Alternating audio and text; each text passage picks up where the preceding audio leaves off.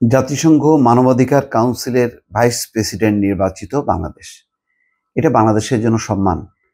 বিগত সময়ে যেই পরিমাণ মানবাধিকার লঙ্ঘন হয়েছে তাতে কেউ অন্তত চিন্তা করেনি যে বাংলাদেশকে এই মানবাধিকার কাউন্সিলের কেউ ভাইস প্রেসিডেন্ট পদে সমর্থন দেবে।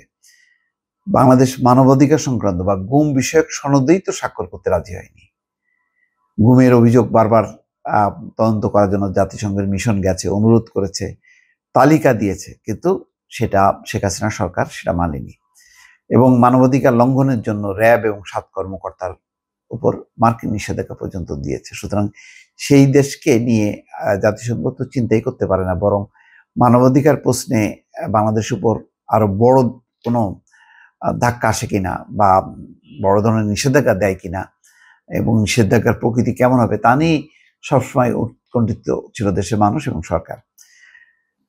বাংলাদেশ সর্বসম্মতিক্রমে জাতিসংঘ মানবাধিকার কাউন্সিলের ভাইস প্রেসিডেন্ট নির্বাচিত হয়েছে। জাতিসংঘের আন্তঃসরকার এই সংস্থাটি বিশ্বজুড়ে মানবাধিকার জোরদার ও সুরক্ষার কাজ করে।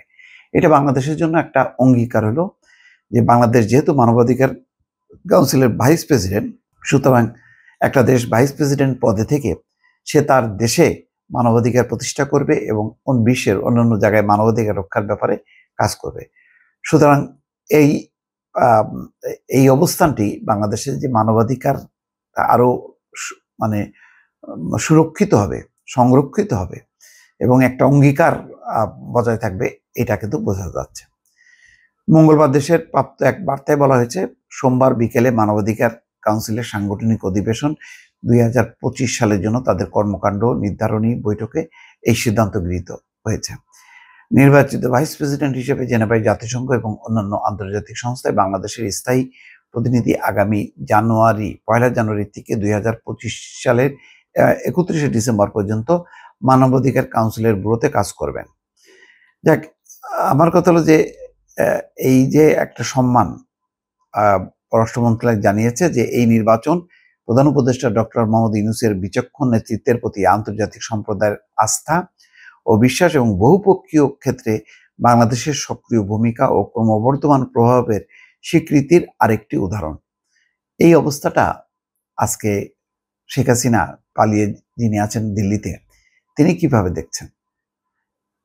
তার সময় তিনি এই পর্যায়ে এই মর্যাদা আনতে পারতেন দেশকে, যে মানবাধিকার কাউন্সিলের ভাইস প্রেসিডেন্ট বাংলাদেশ নির্বাচিত হয়েছে। এটা কখনো তিনি কল্পনা করেছেন বা চেয়েছেন? না, চাননি।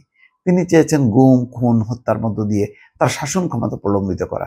ওই আন্তর্জাতিক পর্যায়ে সম্মান আসলো কি আসলো না এটা তিনি কেয়ার করতেন না। আর ফুলানো ফাঁপানো তো কথা আছেই, যেখানে যাইতেন দেখা যেত কেউ দেখা করুক বা না করুক, বা পথে ঘাটে দেখা হলো, চা খাচ্ছে, সেটাই দ্বিপাক্ষিক বৈঠক, বাংলাদেশের প্রতি তাদের বিস্ময়, উন্নয়নের এই সমস্ত নানান গাল গল্প প্রচার করে তিনি সময় পার করেছেন। আসলে পশ্চিমা দেশ আন্তর্জাতিক অঙ্গনে শেখ হাসিনা এবং বাংলাদেশের কোনো মর্যাদা ছিল না। এটি হচ্ছে সত্য। দর্শক, ভালো থাকবেন। আল্লাহ হাফেজ।